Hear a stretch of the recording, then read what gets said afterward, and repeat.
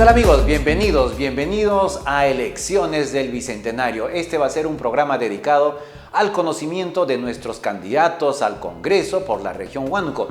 Y vamos a estar siempre presente a través de la señal de Zoom TV, Canal 10. Así que ya vamos a tener la presencia de todos los candidatos que se atrevan a venir a este espacio, a nuestro set, para conversar con ellos, conocer sus propuestas políticas, conocer sus aspiraciones y lo que podrían hacer a través del Congreso por nuestra región. Así que bienvenidos a este programa especial que es Elecciones del Bicentenario. Y para el programa de hoy tenemos la presencia del doctor Rodolfo Espinosa Ceballos, candidato al Congreso por Victoria Nacional. Victoria Nacional es el partido que va con Forsyth y él es candidato con el número 2 aquí para la región Huánuco. Rodolfo, bienvenido, ¿cómo estás? Muy buenas, estimado amigo Goyo, muy buenas a todos los televidentes. Para mí es un honor poder estar dirigiéndome a cada uno de ustedes en estas circunstancias muy especiales, como viene a ser justamente a las puertas de las elecciones 2011. Las elecciones siempre se tornan cada vez, cuando se acerca la fecha de elección, se vuelve más encarnizado, ¿no? Y ya hemos visto en las redes que constantemente te vienen atacando por el tema de tu origen, ¿no? ¿Qué es lo que sientes cada vez que lees o ves en las redes, ¿no? Esta interrogante casi fuerte sobre tu origen. Bueno, en primer lugar, creo que como no me pueden decir incapaz o corrupto, lo único que les queda es achacarme el lugar de origen. Y a mí de verdad que me da mucha pena, porque en primer lugar, nadie elige dónde nacer. Y como muchos saben, pues mi padre al regresar de Alemania, pues vino a enseñar a esta universidad naciente, como era la Universidad Herminio Valdizán, se conoció con mi madre, se casó aquí y por azares del destino, como es haber ganado un concurso de cátedra, pues fueron a radicar a la ciudad de Ica. Lamentablemente, al poco tiempo de haber llegado, tuvo su segundo embarazo, sabiendo ella que ponía en riesgo su vida, decidió seguir adelante y antes de cumplir el primer año de edad quedé huérfano. Es por ello que yo me considero mucho más huanuqueños que estos que se ocultan generalmente detrás de troles y defienden a quienes los financian, que generalmente es gente plagado de corrupción y por eso los emplean para tratar de debilitar, de minar, de destruir pues las otras candidaturas. A la muerte de tu madre, tú ya llegas a vivir aquí a Huánuco, ¿no? Con tus abuelos. Efectivamente, mi padre de pronto se encuentra con una niña recién nacido y con un niño de menos de un año de edad. Es por ello que yo justamente pasé mi infancia en la cuadra 6 del Jirón Aguilar, donde actualmente justo funciona el partido, porque ahí daba pensión a universitarios mi abuela, y pues estudié la educación inicial en el Carlo Join Ferrari, mi educación primaria en el Colegio San Luis Gonzaga, mi educación secundaria la terminé en el Leoncio Prado Gutiérrez, me titulé en la Universidad Herminio Valdizán, incluso hasta el doctorado lo hice en la Universidad de Huánuco. Luego, por diversas azares del destino, pues he tenido pues que seguir una maestría porque fui becario en la Universidad Católica, o estudié el doctorado en la Universidad Mayor de San Marcos, o un doctorado en la Universidad de Sevilla, o un posgrado en la Universidad de Salamanca, o una especialización en la Carlos III de Madrid, o un diplomado en la Complutense. Pero todas estas eran esporádicas porque siempre me he desarrollado en la ciudad de Huánuco, porque fui uno de los catedráticos más jóvenes que tuvo la Facultad de Derecho, tanto en la Facultad de Derecho de la Universidad Herminio Valdizán como en la Universidad de Huánuco, y pues gané el concurso como notario. Es por ello que pues me casé aquí.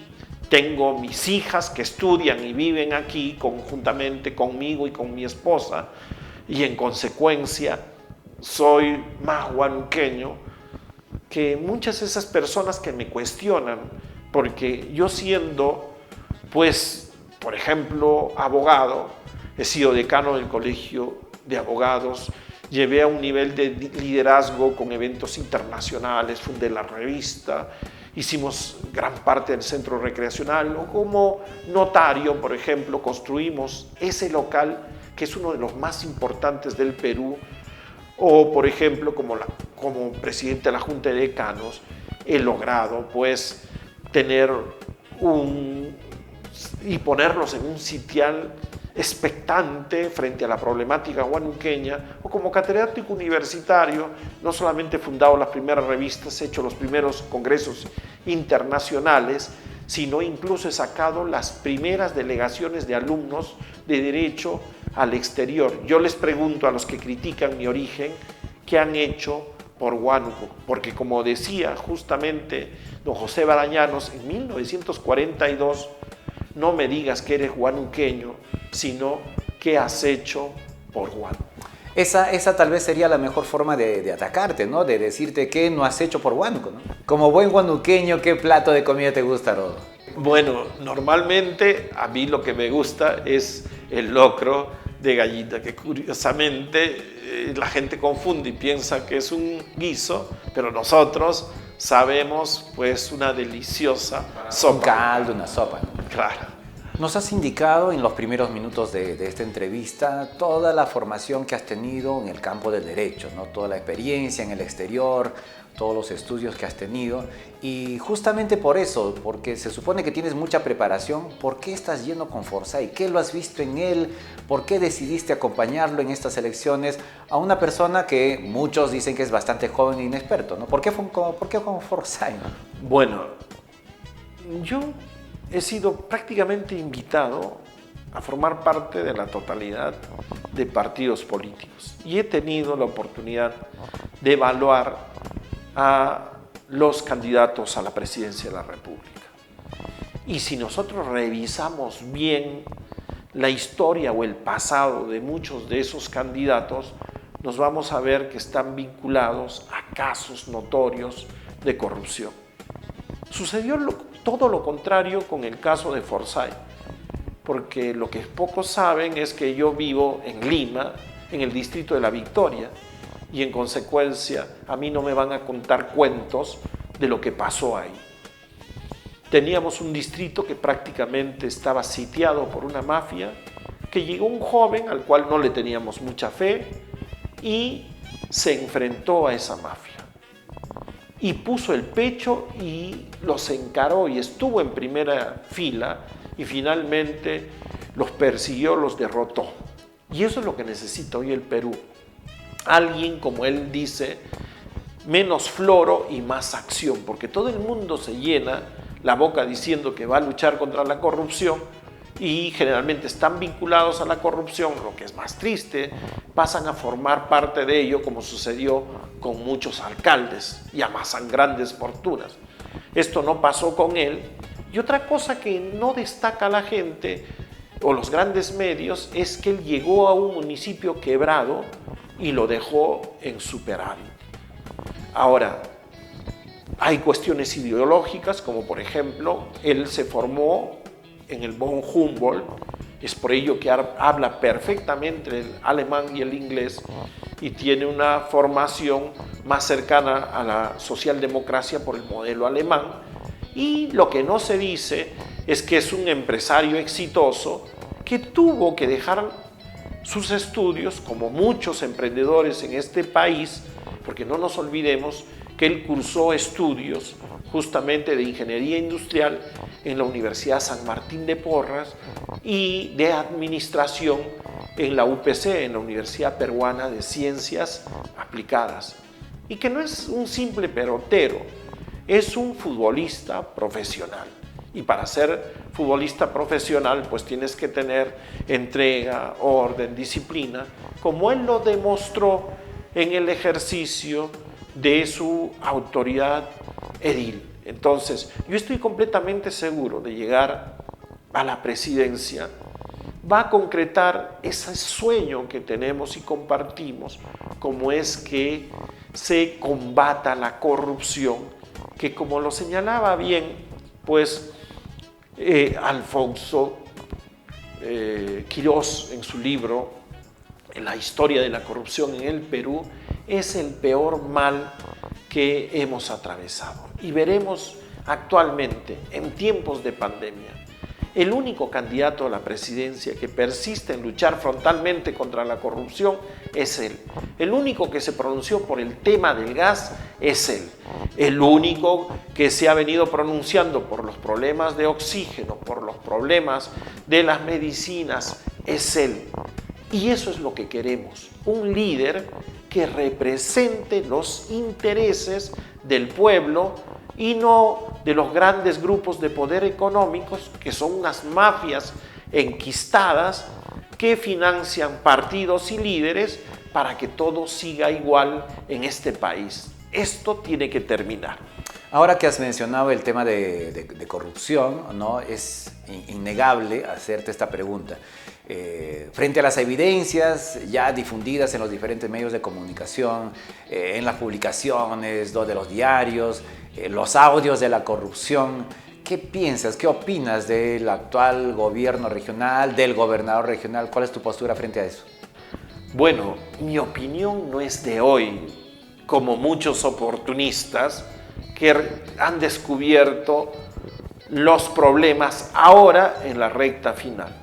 Si ustedes recuerdan, desde que se dio la segunda vuelta, fui tal vez el único de todos los candidatos que hoy se presentan que salí a los diversos medios a decir que ni la solución era el señor Picón, Luis Picón, que ya teníamos antecedentes por el tema del manejo como gobernador, ni tampoco el señor Juan Alvarado, cuyos antecedentes ya lo teníamos desde el CETAR.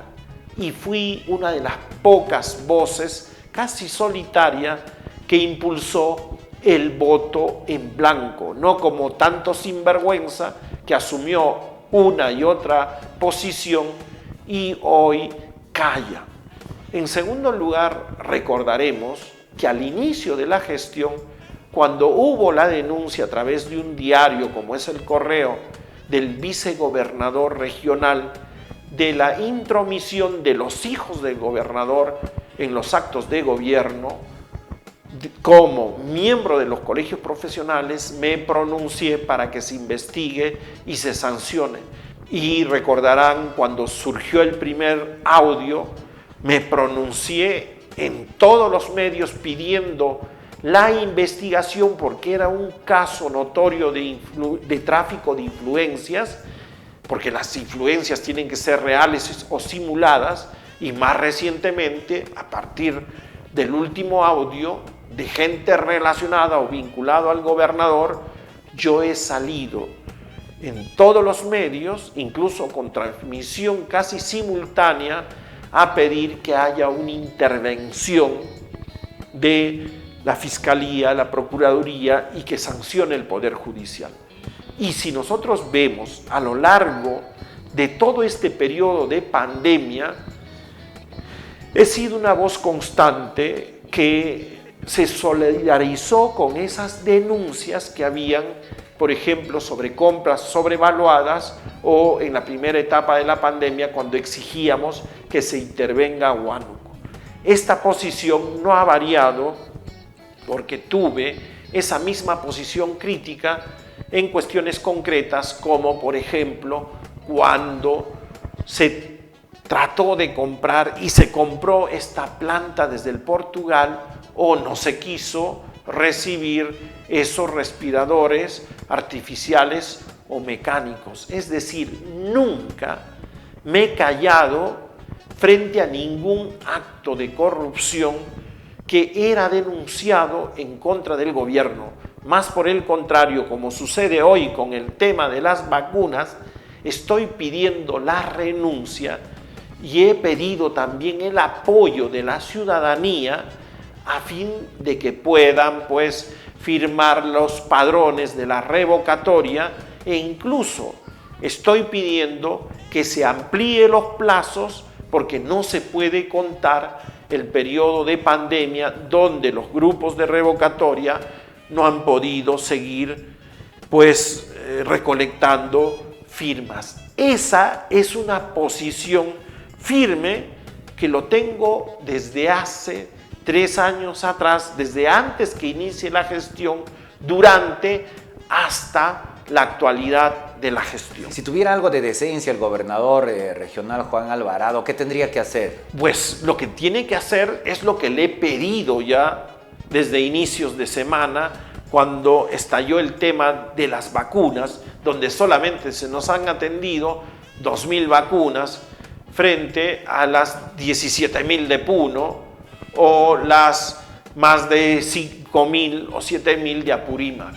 Que dé un paso al costado, que dimita, porque si no está a la altura de estas circunstancias de la pandemia, ya no solamente va a haber un perjuicio económico como los que venimos sufriendo con las economías paralizadas, con gente al borde de la quiebra y de pasar a Infocor, sino lo que se vienen, pues es un costo mayor y es el costo de vidas humanas, que en un inicio fueron 10 muertos por día, luego hemos pasado a 20 y hoy estamos llegando a 30 vidas por día, o sea, estamos pasando de 300 muertos en enero y vamos a llegar pues a 900 muertos en este mes. Eso significa una incapacidad para dirigir una región en tiempos de pandemia. El tema de la pandemia es una situación bastante complicada para toda la población, para toda la región, para todo el Perú.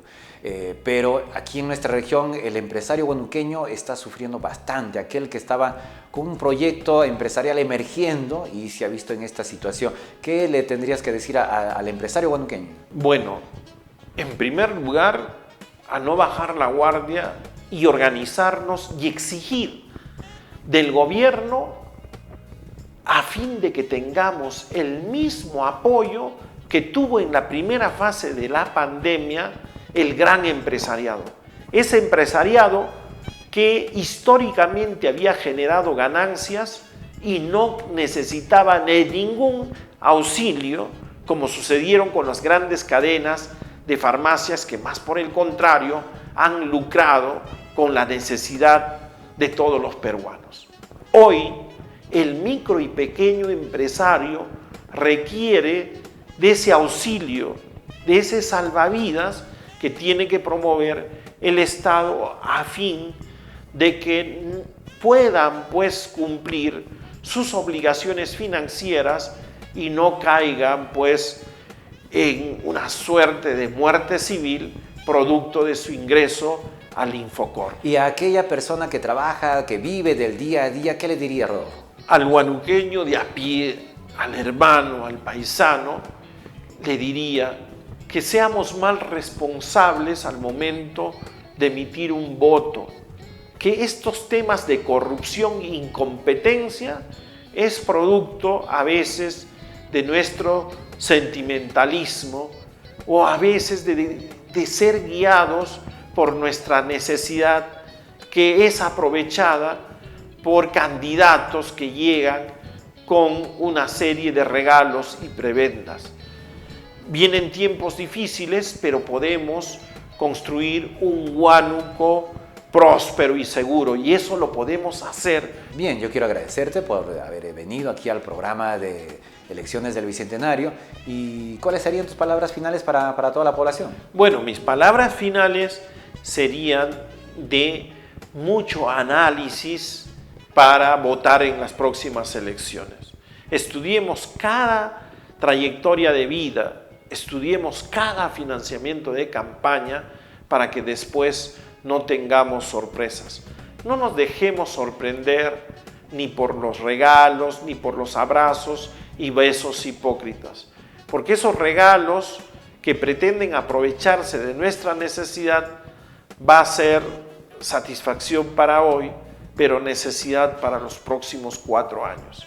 Y esos besos y abrazos hipócritas va a ser no solamente una exposición al COVID, sino que va a significar pues que después se convierte en un olvido, porque al Congreso no se va ni a abrazar ni a besar a nadie. Pero ahora ya no pueden estar besando, abrazando, ¿no? Por esto del tema de la pandemia, ¿no? Pues lo que están haciendo es establecer una serie de visitas personalizadas, poniéndole en riesgo muchas veces a las familias, con el único propósito de pues obtener el voto y después olvidarlos, como siempre se ha acostumbrado en este país, a encararles su origen, de ser del barrio, ser agricultor, etc. Y ya tenemos la experiencia del gobernador, y donde al final se expresa con una rotunda incapacidad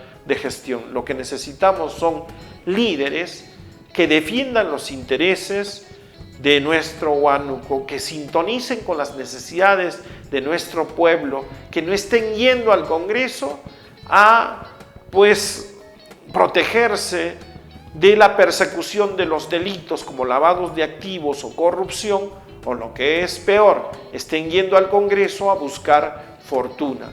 Que no vayan a dar vergüenza, ¿no? A veces sentimos vergüenza ajena. ¿Qué tendría que hacer la población en estas elecciones, Rodolfo? Si consideran que Rodolfo Espinosa, o como Pechito, como me dice cariñosamente la gente, puede ser un buen representante de sus intereses en el Congreso, pues les pido que no se olviden de marcar las 2 campanas de victoria nacional y escribir el número 2, porque Pechito sí será esa voz responsable en el Congreso. Bien, gracias por haber estado en sintonía de esta edición de Elecciones del Bicentenario. Queremos hacer una invitación a los candidatos al Congreso de todos los grupos políticos presentes en esta contienda electoral a ponerse en contacto con nosotros. Aquí está el número, va a salir en la parte inferior de la pantalla para que ustedes puedan separar una cita, un día, y podamos entrevistarlos y conocer sus propuestas legislativas, ya que nos falta un poco más de un mes, más de 30 días, ¿no? O 2 meses creo, para las elecciones que se avecinan. Y la población, ustedes que nos miran a través de esta señal, puedan elegir correctamente al representante y no sintamos vergüenza ajena. Gracias por haber estado en sintonía. Un servidor de ustedes, Goyo Zúñiga, le dice muy agradecido. Permiso.